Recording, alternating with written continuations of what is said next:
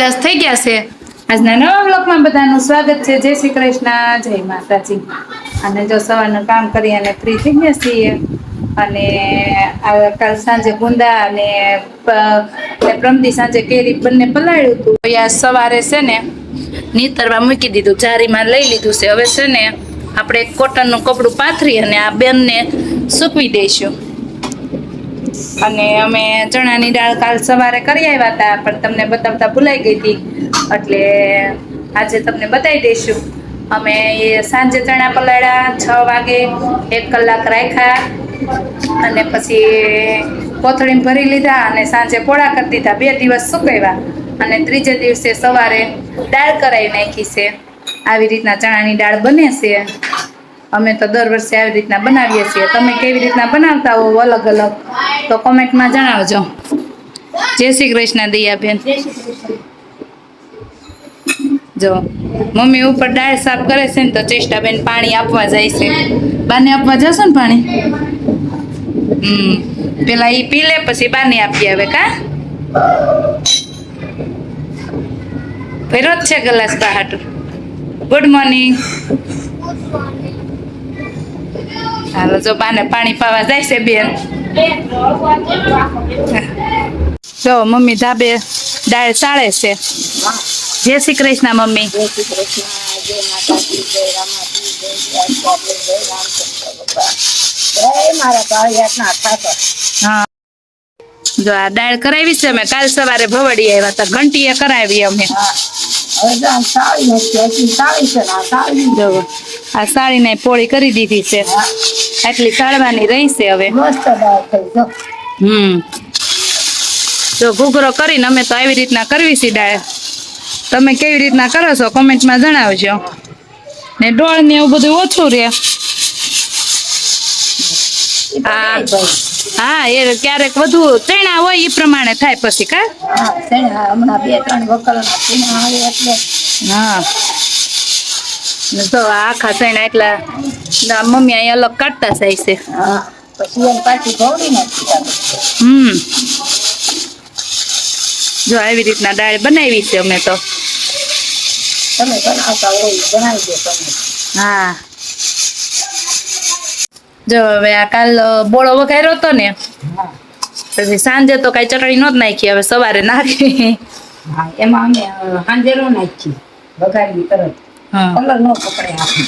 જો લાલ મરચું powder, red જો વરિયાળી નાખશું. એટલી વરિયાળી નાખી દઉં. એટલે વરિયાળીની સુગંધ સરસ આવે. ગરમ ગરમ હોય તો વરિયાળીની સુગંધ વહી જાય એટલે.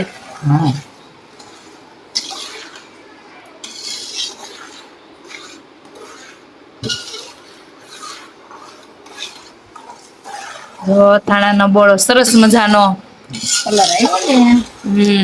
થઈ ગયો છે.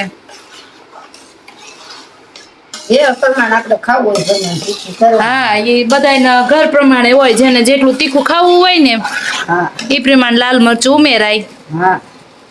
અને અથાણું તો થોડુંક તીખું હોય તો જ સારું લાગે. થોડુંક ચડિયાતું મરચું જોઈ તે. જો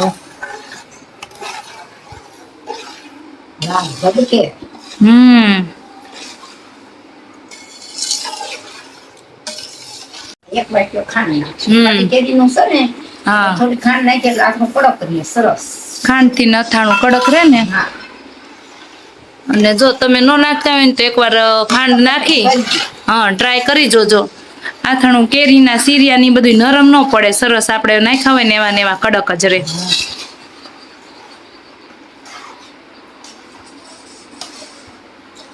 ને હવે જો આ ખાંડ ને મરચું ને બધું નાખીને હલાવીને પાછું ઢાંકીને મૂકી દેવાનું છે ને. હા 6:30 થઈ ગયા છે ને અમે તૈયાર થઈ ગયા છીએ. ને હવે અમારે જવાનું છે જમવા ભાતીબેન ની ઘરે. કા અહીંયા તો પેપ્સી પીવાય છે હજી. અહીંયા પેપ્સી પીવાય છે. હું મમ્મી નીકળીએ છીએ. હવે ભાતીબેન ની ઘરે જમવા આવી ગયા છીએ.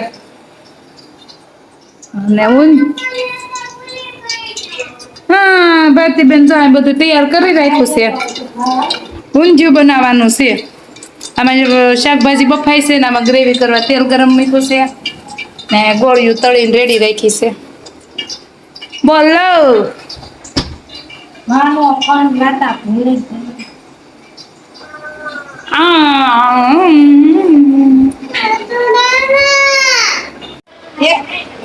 જો અમે જમીને ફ્રી થઈ ગયા છીએ હવે. હા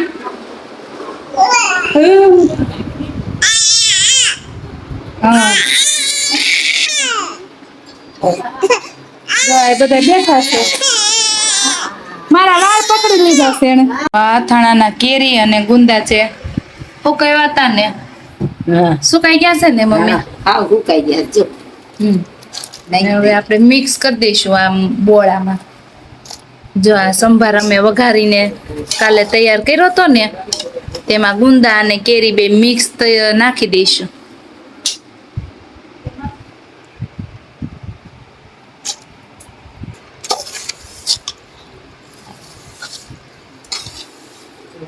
જો હવે આપણે કેરી નાખીશું. હવે નાખશું કેરી.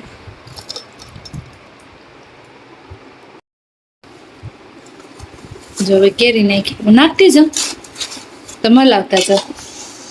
લેતો મી. જો હવે મમ્મી છે ને કેરી ને બધું મિક્સ કરતા જાય છે.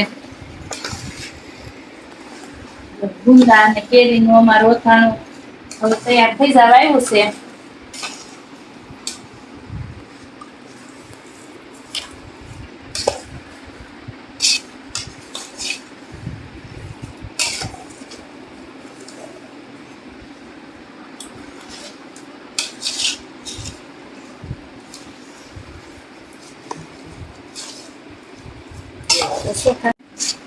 તો કેરી અને ગુંદાનું આથણું સરસ તૈયાર થઈ ગયું છે.